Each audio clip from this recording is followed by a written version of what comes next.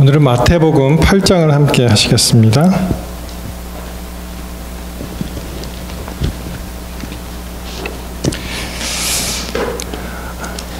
마태복음 8장 우리 다 읽지는 않겠지만 앞에 좀 몇 절을 함께 같이 보시겠습니다.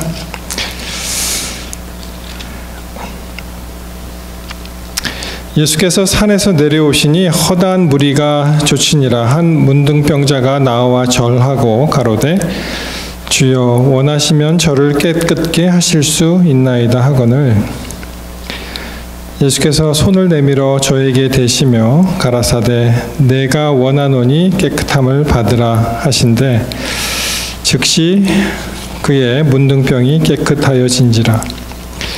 예수께서 이르시되 삼가 아무에게도 이르지 말고 다만 가서 제사장에게 내 몸을 보이고 모세의 명한 예물을 드려 저희에게 증거하라 하시니라.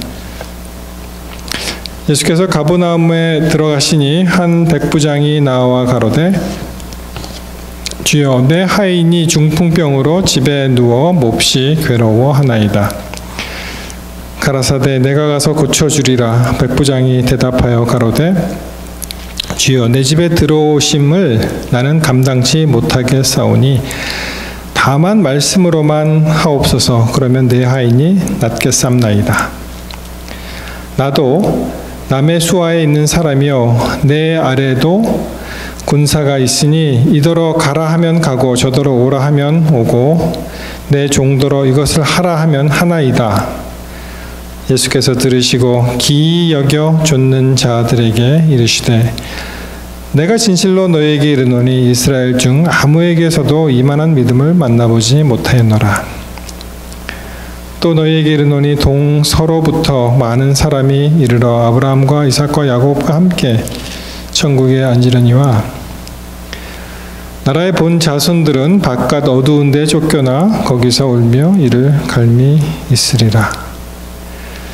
예수께서 백부장에게 이르시되 가라 내 믿은 대로 될지어다 하시니 그 시로 하인이 나으니라. 14절이요. 예수께서 베드로의 집에 들어가사 그의 장모가 열병으로 앓아 누운 것을 보시고 그의 손을 만지시며 열병이 떠나가고 여인이 일어나서 예수께 수종들더라.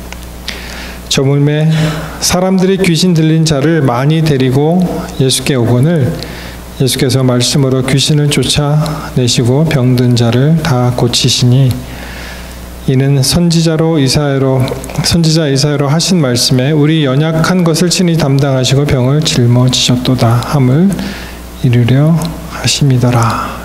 거기까지 보겠습니다. 이 8장 내용은요 계속 고치시는 그런 내용이 나옵니다. 그래서 요약을 하면 우리가 맨 처음에 이제 문둥병자를 고치신 말씀, 그리고 그 유명하죠 백부장 하인, 그다음에 이 베드로 제자 베드로의 그의 장모, 그리고 이제 귀신 들린 자, 이렇게 계속 고치는 예수님께서 고치시는 사역이 이제 나옵니다. 여러분 저는 이렇게 가끔 생각해 봅니다. 왜 이렇게 아픈 사람이 많을까? 그리고 예수님은 왜 이렇게 많은 병자를 고치셨을까? 질문을 드립니다. 예수님께서 병을 고치신 그 사역이 많은 이유가 무엇일까요? 학자들은 이렇게 이야기합니다. 예수님께서 많은 기적을 베푸셨는데 그리고 많은 시간을 할애하셨는데 공생애 동안 그 중에 많은 부분을 이 병자들, 아픈 자들 위해서 그들을 고치시는 사역을 하셨다 이렇게 말씀을 그렇게 학자들이 이야기를 합니다. 왜 그러셨을까요? 예수님이 왜 우리의 병을 그렇게 많이 고쳐주셨습니까? 그 당시의 사람들이 병을 고친 예가 많은 이유가 무엇이라고 생각하십니까? 무엇을 보여주시려고 예수님이 그들을 통해서 병 고치는 사역을 통해서 무엇을 보여주시려고 그렇게 하셨을까요? 사실 17절에 답이 있죠. 17절에 보시면은 선지자 이사야로 하신 말씀에 우리 연약한 것을 친히 담당하시고 병을 짊어지셨도다. 이 예언을 이루시는 것이죠. 그래서 이제 메시아가 등장하면서 그 침례 요한도 비슷한 질문을 했었죠. 오시리가 그이니까 우리가 다른 일을 기다리까 이렇게 말씀하셨을 때 예수님이 뭐라고 하셨습니까? 내가 메시아다 이렇게 말씀하지 않으시고 일어나는 일들을 그에게 보고하라. 병자가 낫고 문둥병자가 낫고 그 걷지 못하는 사람들이 걷고 그런 걸로 이제 메시아 되심을 나타내셨는데 마찬가지로 여기에 이제 연약한 것을 친히 담당하시고 병을 짊어지셨다라는 그런 예언의 말씀은 성취도 되지만 사실은 유일한 희망을 나타내신 거죠. 예수님께서 유일한 희망. 마찬가지로 우리가 이 죄악 세상을 병들었다고 하잖아요. 우리는 다 죄라는 치명적인 고칠 수 없는 우리가 어떻게 할 수 없는 그러한 죄라는 병을 다 앓고 있는데 거기에 특효약이 바로 예수님이시라는 거예요. 예수님 외에는 이 죄라는 병을 고치실 수가 없다는 것이죠. 그래서 예수님은 우리의 유일한 희망이라는 것을 이러한 특별한 병 고치는 기사를 통해서 그가 메시아 되시고 우리는 반드시 그분이 필요하다는 것을 알려주시는 것입니다. 여러분 여기 사진이 있는데요. 이분이 누군지 아십니까? 왼쪽 분은 좀 많이 보신 분 같죠? 이 젊었을 때 사진입니다. 누구 같습니까?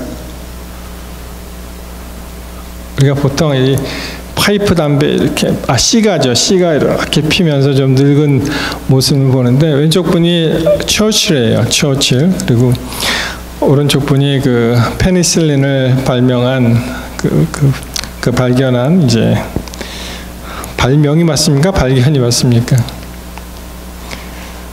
발명인가 보죠, 그죠? 없었던 거를 발견했으니까. 근데 참 이 인터넷의 폐해죠. 사실 이번에 그 서부 야영에 가서도 너무나 많은 거짓 정보들 때문에 사람들이 잘못 알고 있는 게 너무 많은 거예요. 의학 정보, 특별히 그 손영상이라는 이제 박사, 우리 그 교회 지남입니까, 시조입니까? 거기 연재하시잖아요, 그분이. 이것도 이제 인터넷에 떠도는 이야기인데. 아마 우리 가운데 아마 들어보신 분이 계셨을 거예요. 뭐냐면은 한 영국 시골에 있었는데요. 처칠이 이제 어렸을 때 놀다가 이제 물에 빠졌어요. 그냥 이야기입니다. 근데 그 처칠 집안에 정원사가 있었는데 이 정원사가 그 물에 빠진 사람을 구해줬다고 합니다.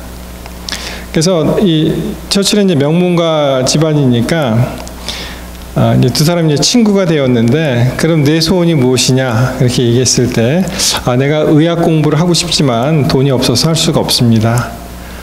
그랬더니 처칠은 아버지한테 가서 이 사람을 의학 공부를 좀, 내 생명을 살려준 은인이잖아요. 의학 공부를 좀 하게 해주십시오. 그래서 이제 그 플레밍의 공부를 후원하였다, 이렇게 이제 이야기로 내려옵니다.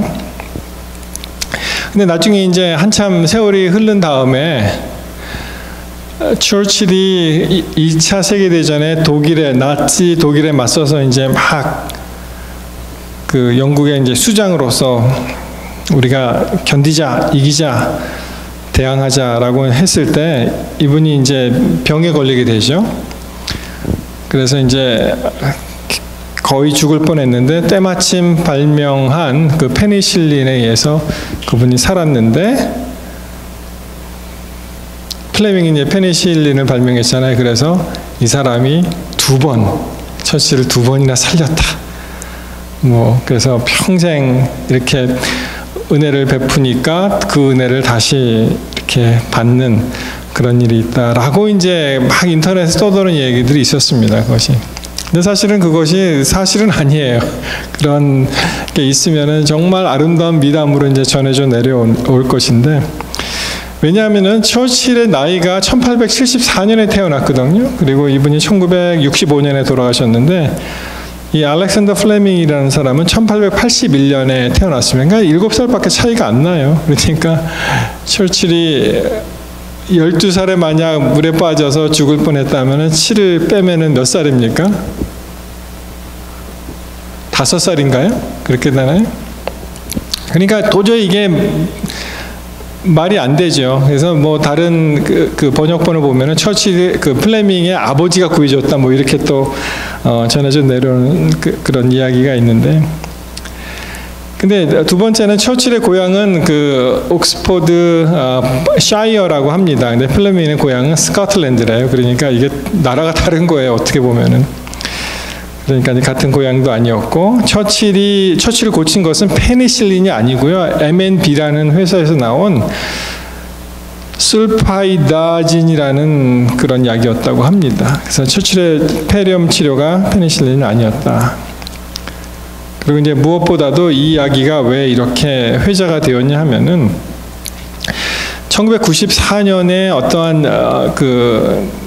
발행된 코로넷이라는 그 책에서 그 17페이지, 18페이지에서 그 닥터 라이프 세이버라는 소설이 있는데 거기에 줄거리라고 합니다. 이것이 이제 처칠하고 플레밍하고 이제 둔갑이 돼서 그렇게 되었는데, 물론 이러한 사건이 일어날 수도 있죠.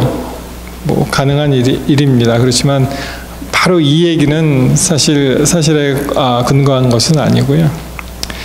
제가 이 말씀을 드리는 것은 처칠을 낫게 한 특효약이 우리가 알고 있는, 만약 페니실린이라고 알고 있다면은 정말 우리의 이 죄를 고칠 수 있는, 죄라는 병을 고칠 수 있는 분은, 이 죄에 대한 특효약은 바로 예수님이라는 것입니다. 예수님, 우리의 힐러죠, 힐러.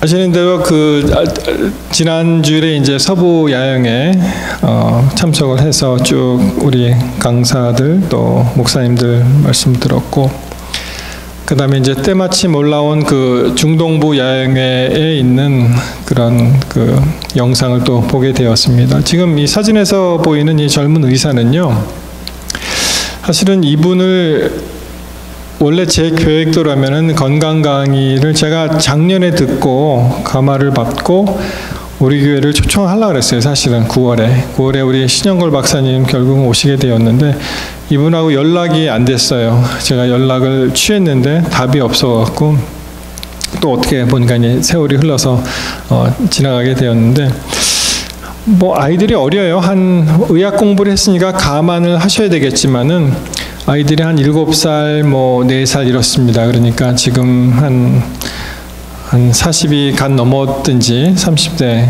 아마 공부를 한 분이니까 아마 40은 넘었으리라고 보는데, 그분이 이제 쭉 참 이 강의를 들으면서 참 사람이 어쩌면 이렇게 진솔할까, 이렇게 진지할까, 신실할까, 그런 이제 느낌을 받았습니다. 2세예요. 그러니까 우리 한국어가 그렇게 능통하지는 않는데 뭐 들어서 어려울 정도는 아니었습니다. 이렇게 자연스럽게 재미있게 또 담담히 감동적으로 이렇게 말씀을 전한 분인데, 그 중에 한 내용이 어떤 게 있냐면은, 여러분 혹시 에이지스라는 이걸 뭐라고 설명을 할까요? 에이지스라는 걸 들어보셨습니까? 에이지 하면은 이게 나이잖아요. 나이 먹는 거. 에이징 하면은 나이 먹어가는데, 에이지스 써갖고, 이게 약자죠. Advanced Glycation and Products, 줄임말입니다. 이게 Glycation이라는 것은 이게 한국말로 번역하면 당화로 번역되고, end products는 뭐 최종 부산물이 되는 거죠. 그러니까 advance는 이제 점차적으로, 그러니까 차후에 당화 부산물이라는 개념인데요. glycation이라는 것은 어떤 과정입니다. 어떤 과정이냐면은 우리 혈류에 있는 그 혈당, 슈가하고 우리가 음식물을 통해서 섭취하는 단백질, 지방, 프로틴, 아미노애시드나 뭐 이렇게 팻 같은 거하고 이 설탕하고 이제 결합되는 그 과정을 글라이케이션이라 그래요. 그러니까 이제 쉽게 얘기하면은 어떤 거냐면은 우리가 음식물을 먹잖아요. 음식물을 먹으면 모든 음식물은 찌꺼기가 남는다는 거예요. 찌꺼기가 음식물을 먹으면은. 그런데 이 찌꺼기가 안 남는 음식이 사실 거의 없는데 이것이 많이 남느냐 적게 남느냐 거기에 이제 차이가 되는 거죠. 그래서 이 에이지스가 많이 남으면 소위 좀 안 좋은 그러한 음식을 먹으면 그러면 이것이 결국 우리 몸에 해가 된다는 것입니다.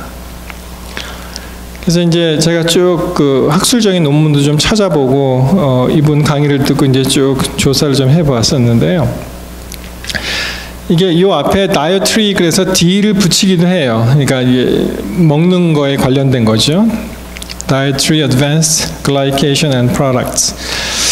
근데 이것이 언제 많이 생기냐 하면은 열을 가하는 요리 거기에 굉장히 이 부산물이 이제 많이 생긴다는 것입니다.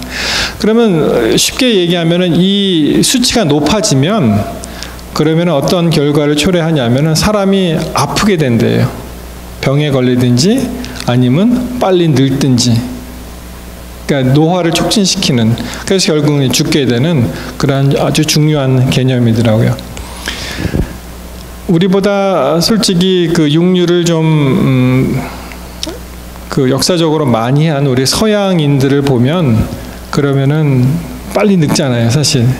참 우리 그 춘소년들 그 우리 여자아이들 이렇게 보면은 참 예쁘고 이렇게 어떻게 보면 이제 성숙하고 그러다가 이제 한 티네이저 이제 지나가면은 갑자기 이렇게 더 이렇게 좀 나쁜 말로 이제 늙어 보이는 그런 것이 되는데, 그래서 이 AGEs, Advanced Glycation and Products가 이제 높아지면은 이것을 없애는 방법이 사실은 그 antioxidants, 그 우리나라 말로 뭐라 그러죠?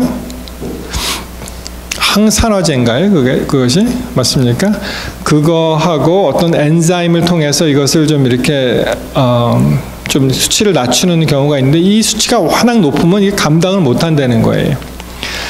그래서 이것이 어떤 당뇨병이라든지 cardiovascular disease, 그러니까 심혈관 질환이라든지 또는 알츠하이머 이렇게 치매라든지 이런 데 이제 많이 서로 연관이 된다고 이렇게 합니다. 그래서 이분이 이제 프레젠테이션을 했는데 그 내용을 보면은 이렇습니다. 여기 보시면 우리가 과일을 먹잖아요. 과일.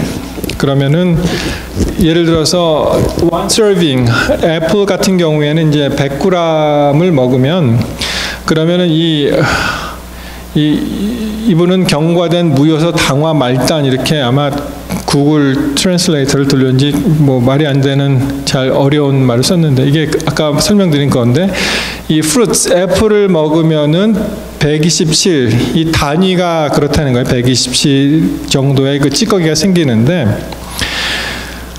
이 애플을 baked 이 사과를 우리나라 사람들은 거의 이제 날 걸로 먹지 않습니까? 근데 이제 서양 요리에는 이것을 막 초콜릿도 칠하고 뭐 굽고 이렇게 애플 파이를 만든다 이제 그렇게 하는 요리가 있지 않습니까? 그러면은 이게 뛰는 거예요. 445로. 그리고 바나나가 87, 캔탈로프 201, 뭐 레이진 201. 그래서 여기서 보여드리는 그러한 수치는 과일하고 채소는 굉장히 상대적으로 낮습니다. 이 수치가. 그런데 이 브로콜리, 캐럿, 샐러리 이것을 grilled 이 불판에서 이제 구우면은 이게 올라가는 거예요. 2000으로. 그리고 캐럿 캔에 들어간 거는 103, green beans 캔에 들어간 건 179. 그리고 여기 보세요. pepper, mushrooms, grilled 하면은 또 2000으로 이제 뜁니다. 그러니까 야채도 이제 생야채 위주로 드시는 게 이제 좋다는 설명이죠. 어니언 러가 이제 358, 토메이로 234. 자, 요 수치를 대충 기억을 하세요. 100단위, 뭐 1000단위죠. 이제 더 높아지는 수치를 좀 보여드리겠습니다. 자, 보시면 이 폴트리 가금류죠. 이 닭갈비 그리고 이 껍질을 벗긴 그 큐브를 보면은 팬에다 프라이드 15분을 하면은 이게 61,000으로 올라가는 거예요. 그러니까 아까 그 수치하고 보시면 굉장히 차이가 나죠. 스팀을 하면은 56,000, 팬 프라이드를 하면은 63,000. 그래서 이제 치킨 브레스트, 커틀릿을 우리가 사실 생닭을 먹을 수는 없잖아요. 근데 러로 하면 이게 7,600 정도인데 이것이 끓이거나 프라이팬에 굽거나 뭐 이렇게 삶거나 하면은 이것이 확 뛴다는 것입니다. 10배 이상으로. 그러니까 요리를 하면 할수록 안 좋다는 우리 속설이 증명이 되는 것이죠. 그리고 이제 보일드 1시간 끓이면은 11,000, 15분 끓이면은 뭐 58,000. 이게 더 낮은지는 왜 모르겠어요. 그리고 프라이드가 8분 하면은 73,000, 마이크로웨이브 오븐 하면은 15,000, 바베큐 소스 하면 47,000, 빵에다 뭐 이렇게 집어넣고 구우면 45,000. 그러니까 아까 그 100단위, 1000단위보다 훨씬 더 높아지는 숫자를 볼 수가 있고요. 그 다음에 beef. 이게 프랭크포터라는 게 뭔지 모르겠습니다. 하여튼 이게 보시면은 소고기를 이 삶아서 드시게 되면은 74,000, 이거는 어떻게 된 게 112,000까지 막 이렇게 올라가요. 그리고 햄버거 보시면 다 이렇게 높습니다. 이렇게 pork, 베이컨, 마이크로웨이브. 그래서 이분 강의를 들으니까 왜 우리가 그 권장하는 야채식이 그렇게 중요한지. 그러니까 우리가 먹는 모든 음식은 찌꺼기가 생긴다는 거예요. 그 찌꺼기를 낮추거나 없애는 것이 이제 좋은 것인데, 그래서 제가 이걸 보면서 야, 참 정말 좋은 음식을 먹어야 되겠다 이렇게 다시 한번 생각하게 되었어요. 왜 제가 이 말씀 드리냐면은 우리가 그 예수님이 이 병 고치는 은사를 베푸시고 막 하셨잖아요. 그렇죠? 그리고 특별히 우리 재림교회는 또 화이트인을 통해서 이제 건강 기별이라는 좋은 기별을 주신 것을 생각을 하게 되었습니다. 다 아시는 말씀이죠. 고린도전서 6장 19절에 보시면 너희 몸은 너희가 하나님께로부터 받은 바 너희 가운데 계신 성령의 전인 줄을 알지 못하느냐. 너희는 너희 자신의 것이 아니라 값으로 산 것 되었으니 그런즉 너의 몸으로 하나님께 영광을 돌리라. 여러분, 우리가 그 건강 기별을 지키는 이유가 어디 있다고 생각하십니까? 왜 우리가 건강 기별을 지키죠? 왜 우리가 우리 몸을 깨끗하게 해야 됩니까? 오래 사는 게 목적이 아니에요. 그렇죠? 그 부산물로 이제 오래 살게 되는 것인데, 말씀하신 대로 우리의 몸이 하나님께로부터 성령에 거하는 성령의 전이라고 말씀하셨습니다. 그래서 결론적으로 말씀드리면 우리가 그렇게 구태여 가려먹고 야채 위주의 식사를 하고 이렇게 별나게 하는 이유가 사실은 그저 오래 살기 위한 그런 것보다는 우리의 영이 맑고 깨끗해져서 하나님과 영적인 교통을 한 데 있다는 것입니다. 참 안타깝죠. 어떻게 보면은 우리가 뭐 기호 식품으로 먹는 거를 갖다 교회에서 이걸 먹지 마라 먹어라 하는 것 자체가 굉장히 어떻게 보면은 이걸 잘 이해를 못하면 짜증나는 일일 수가 있습니다. 제가 1981년에 그 당시 서울중앙교회에서 큰 대전도회를 했는데, 그때 이제 건강 팜플렛을 막 이제 사람들에게 나눠주고 막 했는데, 거기에 우리 교회가 권장하는 그 내용에 어떤 것이 있었냐면은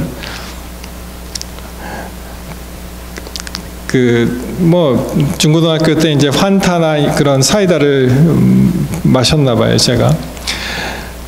근데 거기에 보면은 그런 것조차 그 표준이 뭐냐면은 그런 소다 같은 걸 먹지 말라고 돼 있어요. 그래서 어린 마음에 그걸 딱 접하면서 야, 이런 것까지 뭐 이렇게 먹어라 먹지 말라 좀 너무하는 거 아니냐, 그런 이제 생각을 하게 되었습니다. 물론 아시는 대로 제가 이제 코카콜라라는 회사에 한 4년 근무하면서 뭐 할 수 없이 평생 먹을 콜라를 다 마신 것 같아요. 근데 지금 생각해 보니까 야, 정말 우리 교회가 너무 귀한 거예요. 이 세상에 어느 교회가 이걸 먹어라 이걸 먹지 말라 그렇게 시시콜콜이 가르쳐주는 교회가 어디 있습니까? 우리 교회는 정말 몇십 년 앞섰잖아요. 현미식하고. 그래서 우리 재림교회는 아프시면 안 돼요. 물론 누가 아프고 싶어서 아픈 사람이 있겠습니까? 제가 이 말씀 왜 드리냐면은 우리는 좋다는 거를 다 하고 또 다 알고 있기 때문에 만약 큰 병에 걸리면은 그렇게 확 좋아질 가능성이 참 많이 적어진다는 느낌을 받았습니다. 예를 들어서 제 친구 같은 경우에 과체중이 되면 그 친구는 술만 끊어도 체중이 확 내려갑니다. 근데 우리는 이미 그건 안 하잖아요. 기본으로 이미 담배를 안 피지 않습니까? 술을 안 마시지 않습니까? 고기를 적게 먹지 않습니까? 그러니까 그렇게 확 좋아질 수 있는 그런 가능성이 없는 거예요. 우리는 현미식을 이미 아는 거예요. 우리 교회가 좀 더 건강해졌으면 좋겠습니다. 사실 이게 이제 피곤한 거죠. 예를 들어서 이런 것입니다. 하도 많이 들으니까 우리는 이미 다 알고 있다고 생각하고, 그리고 너무 많이 들어서 이제 그것이 안 들어오는 거예요. 언제 한 번은 야, 우리 교회 그래도 정식 파틀락은 교회에서 하는 행사인데 이거를 교회식으로 하면 좋겠다 이런 생각을 하게 되었습니다.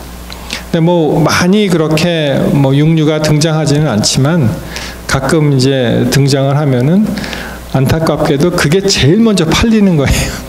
그게 제일 먼저 없어져요.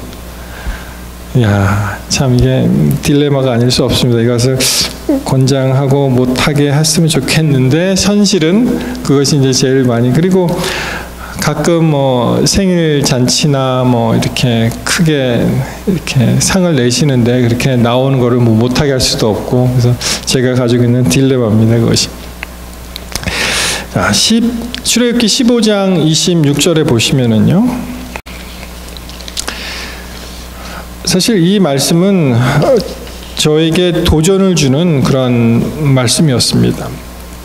자, 이 출애굽기 15장에 있는 말씀은 어떤 내용이냐면은 이제 모세가 출애굽을 통해서 이스라엘 백성들을 다 홍해를 건너서 이제 들어와서 그 다음에 그들이 이제 먹을 물이 없었잖아요, 마실 물이. 그래서 이제 한 샘을 발견했는데 그것이 짠물이었습니다, 쓴물. 그래서 막 불평하는 가운데 이제 한 나무를 명하사 그것을 이제 정화시키시고, 그리고 이제 주시는 말씀이세요. 이르시되 너희가 너희의 하나님 나 여호와의 말을 들어 순종하고 내가 보기에 의를 행하며 내 계명에 귀를 기울이며 내 모든 질병 중 귀를 기울이며 내 모든 규례를 지키면 내가 애굽 사람에게 내린 모든 질병 중 하나도 너희에게 내리지 아니하리니 나는 너희를 치료하는 여호와임이니라. 이것이 굉장한 도전을 주는 그런 성경절이었어요. 우리가 사는 이 땅을 애굽이라고 생각을 하고 우리가 신실하게 하나님을 믿고 계명을 지키고 이웃을 사랑하고 한다면, 그러면 말씀하시는 것과 같이 이러한 애굽 사람들에게 내린 질병, 우리 이 세상에 만연하고 있는 질병들이 우리에게는 오지 않아야 된다고 저는 생각을 했었어요. 근데 현실은 그렇지 않잖아요. 살다 보면은 여기 한 번도 감기 앓지 않고 지나가신 분 계십니까? 없잖아요. 그렇죠? 그리고 우리 사랑하는 교우들도 보면은 크게 어떤 잘못한 것도 없는데 어떤 불치의 병도 걸릴 수가 있습니다. 그러면 이 말씀하고 어떻게 조화를 해야 되냐? 이것이 제가 가져왔던 굉장한 그 도전이었습니다. 하나의. 제가 막 군대를 갔다 와서 걸렸죠. 여러분 혹시 봉화직염이라는 그러한 병을 아십니까? 봉화직염. 제가 거기에 감염됐습니다. 그때는 뭐 20대니까 팔팔하고 건강미 넘치고 그리고 교회에서 가르침에 따라서 정말 열심히 살았다고 생각했는데 그런 질병이 이제 온 거예요. 봉화직염이라는 것은 일종의 그 바이러스겠죠. 그 침투해 갖고 이게 붙는 것입니다. 그러니까 이제 고름이 끼는 거죠. 근데 그게 어디에 생겼냐면은 제 왼쪽 눈 밑에 그게 발병을 했어요. 그래서 맨 처음에는 눈병인 줄 알았어요. 눈이 부으니까 자꾸만. 나중에는 거의 이 눈이 감겼습니다. 그래서 이거 뭐 도저히 안 되겠다. 그리고 이제 병원에 갔죠. 병원에 갔는데 뭐 의사는 금방 알더라고요. 보면서 어떻게 보면은 좀 무식한 의사를 만난 것 같아요. 어떻게 보면은 자신 있는 의사를 만난 것 같은데 그분이 딱 보더니 뉘어놓고 마취도 안 하고 그냥 짜는 거예요. 아마 조금 쨌는지는 모르겠어요. 그리고 이제 고름을 빼고 평생 링거액을 처음 맞아 보았습니다. 이 큰 병 한 병을 그러니까 항생제겠죠 그것이. 이제 그거를 맞고 뭐 맞자마자 그냥 이제 저기 수분이 들어오니까 화장실 1시간 맞고 그냥 화장실에 갈 수밖에 없었는데 하여튼 그런 병이 이제 생긴단 말이에요. 살다 보면 그렇지 않습니까? 여러분 이것을 어떻게 받아들이셨습니까? 내가 정말 하나님의 말씀을 순종하고 또 하나님 보시기에 의를 행하고 계명에 귀 기울이고 모든 규례를 지키면 애굽 사람에게 내린 모든 질병 중 하나도 너에게 내리지 아니하니라. 도전 아닙니까? 제가 이 문제에 대해서 좀 곰곰이 생각해 보았습니다. 이게 무슨 말일까? 이게 이제 여호와 라파 원어로 보시면은 그러니까 너희를 치료하시는 하나님이 여호와 라파 이렇게 쓰는데요. 우리 가운데 암에 걸리고요. 우리 신실한 우리 믿음의 식구들 있잖아요. 감기에도 걸리고 어떤 분은 갑상선도 떼어내고 전립선에 고장도 생기고. 여러분이 이것을 어떻게 이해하셨습니까? 우리가 하나님 말씀에 순종하면 전혀 이 질병하고 상관없을까요? 전혀?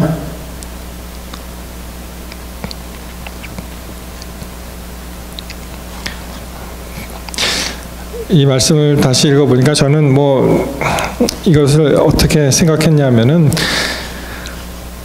여기 보시면은 치료하는 하나님이시잖아요. 치료하는 여호와이민 이렇게 되어 있잖아요.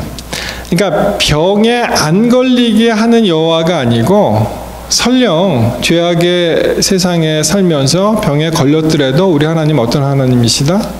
치료하시는, 그것을 낫게 하시는 하나님이다. 그렇게 이제 이해하게 되었습니다. 그래서 이제 생각나는 것이 이 그 놋뱀 사건 아시죠? 불뱀. 그 현재 그 요르단의 모세의 그 느보산, 비스가산 그 얘기 아시죠? 그 이제 요르단 땅입니다. 그러면 거기에 이제 모세 기념 교회가 있는데 거기에 이제 이렇게 놋뱀 장식을 해놨어요. 그래서 여러분 잘 아시듯이 그 민수기 21장 그 1절에 있는 1절에 그 말씀이 시작이 되지 않습니까? 그렇죠? 자, 우리 한번 민수기로 보시겠습니다. 민수기 21장.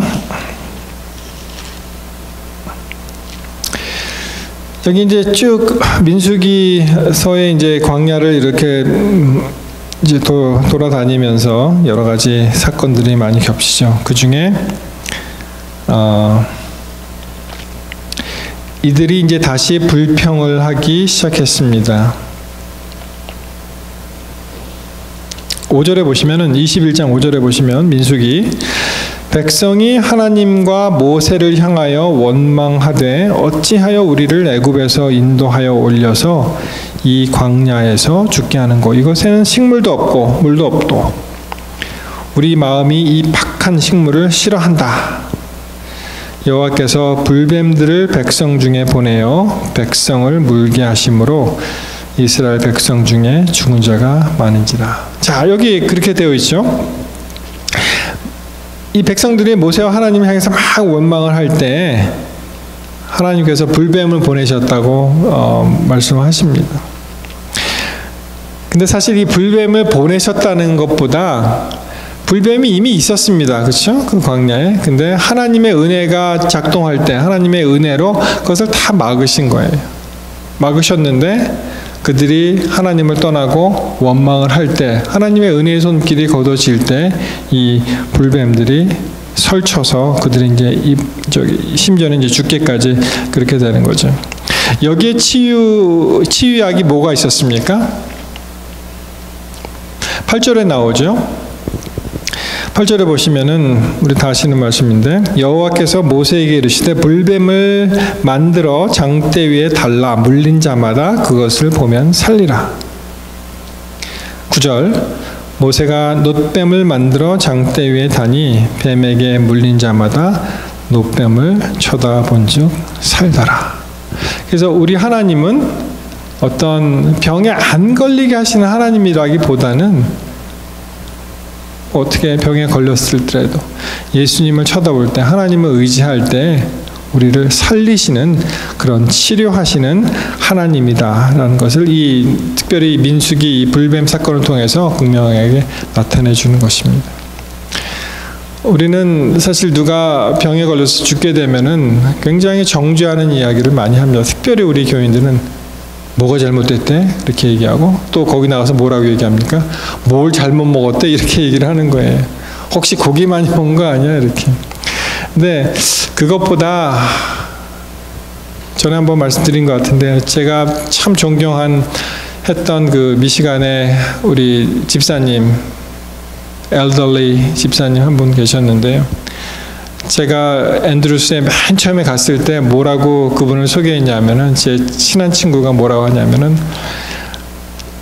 저분은 꼭 하늘나라에 가실 분으로 나는 기억한다. 그렇게 생각한다. 이렇게 그 정도로 이제 굉장히 신실하시게 사신 분인데 그분이 이 병이 종합병원이었습니다. 이 몸이 그러니까 이 교회 입교하기 전에 뭐 위장병, 뭐 심장병, 뭐 피부병, 뭐 장도 안 좋고 이렇게 그러다 이제 교회에 들어오셔서 완전히 정말 하나님의 은혜로 다 낫고 좋은 그 음식을 먹으니까요. 그리고 이제 건강하게 사셨는데 그분이 한 85대에서 이제 돌아가시게 되었는데 결국은 암으로 돌아가셨어요. 그러니까 이것이 우리 생각에 이 사람 뭐가 잘못됐대? 고기 많이 먹었나? 그 차원이 아니에요. 우리가 면역력이 낮아지면은 무슨 어떤 거라도 올 수가 있다는 것입니다. 자, 그래서 우리는 그 치료하시는 하나님, 여호와 라파 하나님이 이제 필요한데요. 우리 한글 성경에는 치료하시는 하나님 이렇게 나오죠. 치료하고 치유가 조금 다르지 않습니까? 그렇죠? 근데 이제 영어로 보시면은 특별히 이 히브리어로 이제 보시면은 라파 이게 그 어근이 to heal 이게 치유에 가깝죠. cure가 아니고 heal 완전하게 이 치료되는 거. 그래서 become fresh 다시 신선하게 되는 거죠. 아주 좋은 상태로 되는 것이죠.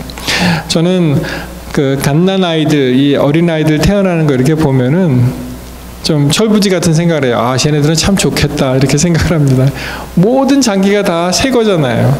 뭐 관절염도 없고 깨끗하잖아요. 그렇게 이제 엉뚱한 생각을 해보는데 우리 하나님이 그런 하나님이세요. Become fresh. 아주 이 fresh하게 되는 거죠. 그 다음에 보시면 completely healed. 완전히 치유하게 하시는 그런 하나님. 그리고 또 이 라파에 관한 얘기가 여기 있습니다. 또 healer, 치료하시는 하나님이 해당되는 거죠. 이 healer, 우리를 고쳐주시는 분. 그리고 physician, 의사 선생님이란 얘기예요. 그렇죠? 그리고 repair, 고장난 걸 정말 고쳐주시는, 그리고 take care 해주시는 그런 말씀을 여기서 들을 수가 있습니다. 자, 그래서 우리는 우리의 신앙생활에 있어서 정말 귀중한 것은 하나님을 잊지 말고 살아야 한다는 것입니다. 우리 하나님 가까이 계십니다. 우리를 만드시고, 영어로 He is a creator, 우리를 만드신 분이잖아요. He is a sustainer, 우리를 유지시켜 주시는 분이잖아요. He is a redeemer, 우리를 구속해 주시는 분이잖아요. 그리고 He is a savior, 우리를 구원해 주시는 구원자이신 하나님을 찬송합니다. 그 다음에 이제 23절부터 이제 27절에 이제 보시면 어떤 것이 있습니까? 바람과 바다를 잔잔케 하시는 그러한 그런 기사가 나옵니다. 그러니까 마태복음 8장에 이제 전반에 이제 고치시는 기사, 쭉 이렇게 문둥병자 고치시고, 백부장 하인 고치시고, 베드로 장모 고쳐주시고, 귀신 들린 자 고치시고, 그 다음에 더 나아가서는 23절 보시면 이제 배에 오르심에 제자들이 쫓았더니 바다에 큰 놀이 일어나 물결이 배에 덮이게 되었으되 예수는 주무시는지라. 그 제자들이 나와 깨우며 가로되 주여 구원하소서, 우리가 죽겠나이다. 예수께서 이르시되 어찌하여 무서워하느냐, 믿음이 적은 자들아 하시고 곧 일어나서 바람과 바다를 꾸짖으신데 아주 잔잔하게 되거늘 그 사람들이 기이 여겨 가로되 이 어떠한 사람이기에 바람과 바다도 순종하는고 하더라. 그래서 이 바람과 바다를 잔잔하게 하셨다, 이것도 이제 고치시는 사역으로 이제 이렇게 좀 각색을 하면은 잘못된 것을 고치신 거잖아요. 이것도 우리의 병을, 우리의 악한 것을 고치시듯이 이 바람과 바다가 좀 이렇게 바람직하지 않게 되었을 때 그때 어떻게 하셨다고요? 이것을 바람과 바다도 고치시는 그런 사역이 있다고 저는 생각을 하게 되었습니다. 그 다음에 28절부터 보시면은 그 가다라 지방에 있는 그 귀신 얘기 아시죠? 무덤 사이에서 나와서 예수를 만나니 저는 심히 사나워 아무도 그 길로 지나갈 수 없을 만하더라.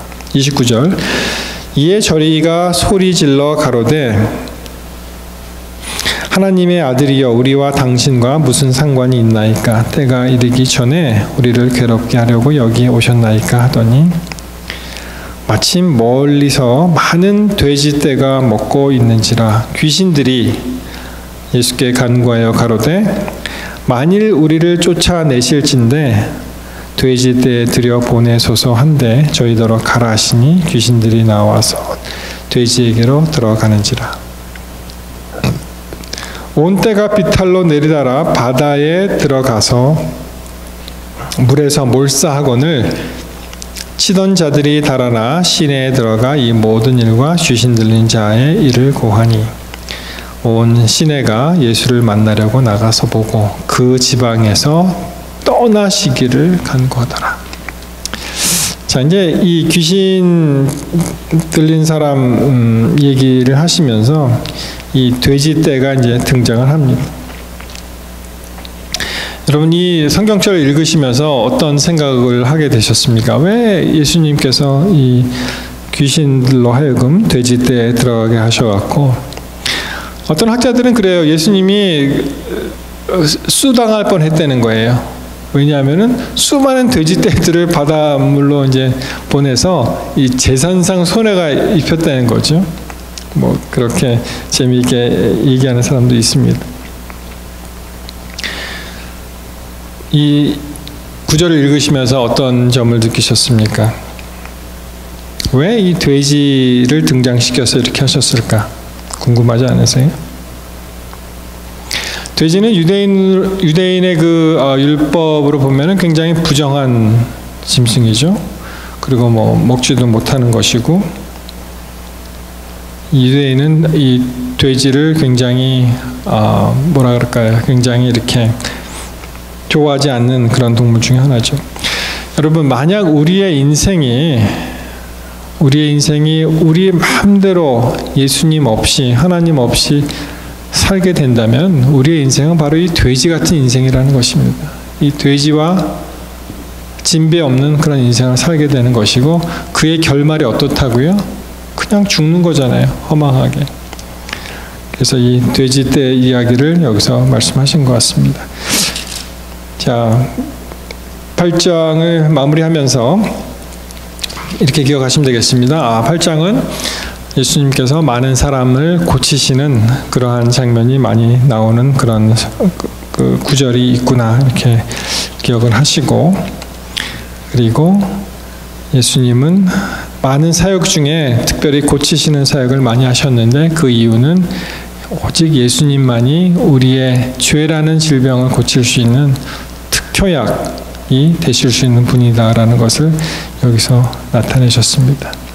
그리고 우리가 예수님 없는 그러한 삶을 산다면 그 인생이 아무리 이 세상에서 자랑할 것이 많아지고, 그리고 스스로 우쭐거리는 인생을 살지라도 그 인생은 돼지떼와 진배 없는 그 인생이요, 그의 결말은 어떻습니까? 낭떠러지로 떨어지는, 그래서 몰살당하는 그런 인생이라는 것을 여기서 우리가 알 수 있습니다. 예수님 다 고치셨습니다. 병자도 고치시고, 귀신 들린 자도 고치시고, 심지어 바람과 바다, 우리가 그것을 두려워하는 거잖아요. 사실 이 세상에서 일어나는 근심과 염려를 생각할 수 있는데 그것도 고치시고, 그런 예수님께 우리의 모든 것을 다 주님께 맡김으로 우리가 육신적으로 약한 것뿐만 아니라 우리의 성격도 고쳐주실 수가 있고, 우리의 모난 것도 바르게 고쳐주실 수도 있고, 그런 예수님을 이 시간 꼭 기억하시고, 또 예수님 앞에 우리의 모든 것을 바치게 되시기를 간절히 바라면서 말씀을 줄이겠습니다. 기도하겠습니다. 하나님, 감사합니다. 오늘 마태 8장을 통해서 주님께서 고귀하게 고치시는 그런 사역을 한번 살펴보았습니다. 아버지 하나님, 우리가 그 어느 누구도 어쩔 수 없는 이 죄라는 이런 질병에 걸려서 신음하는 우리 인생들을 불쌍히 보시고 이 땅에 오셔서 구원의 손길을 내주시니 참으로 감사합니다. 아버지 하나님, 우리가 다시 겸손한 마음으로 주님께 우리의 모든 것을 드리고자 할 때 우리의 모난 것을 고쳐주시고, 우리의 그릇된 습관들을 버리게 해주시며, 오직 아버지를 향해서 나아가는 그러한 하늘로 가는 귀한 순례자의 길을 걸어갈 수 있도록 주님 도와주시옵소서. 이 세상을 살면서 바람과 바다 때문에 우리가 두려워하고 염려하고 있지는 않습니까? 아버지, 폭풍우가 몰아칠지라도 그 너머에 계시는 우리 예수님을 기억하고, 우리를 사랑하시는 하나님을 기억하며, 우리를 완전히 치유하시는, 회복시켜 주시는 그러한 하나님을 기뻐할 수 있도록 이 시간 도와주시옵소서. 아버지, 이제 안식의 시간으로 들어왔습니다. 같이 하지는 못했지만 우리 각 곳에 흩어져서 이날을 기억하는 우리 믿음의 식구들을 기억하여 주시고, 내일은 다 다시 불러 모아 주셔서 주님 안에서 하나로 은혜 받는 귀한 우리들 성도들이 될 수 있도록 주님 도와주시옵소서. 돌아가는 발걸음 위에 복을 주시며 내일 다시 불러주셔서 기쁨으로 안식일을 주님과 함께 동행하는 우리 모두가 될 수 있도록 도와주시옵기를 우리를 사랑하시는 예수님 이름으로 간절히 기도합니다. 아멘.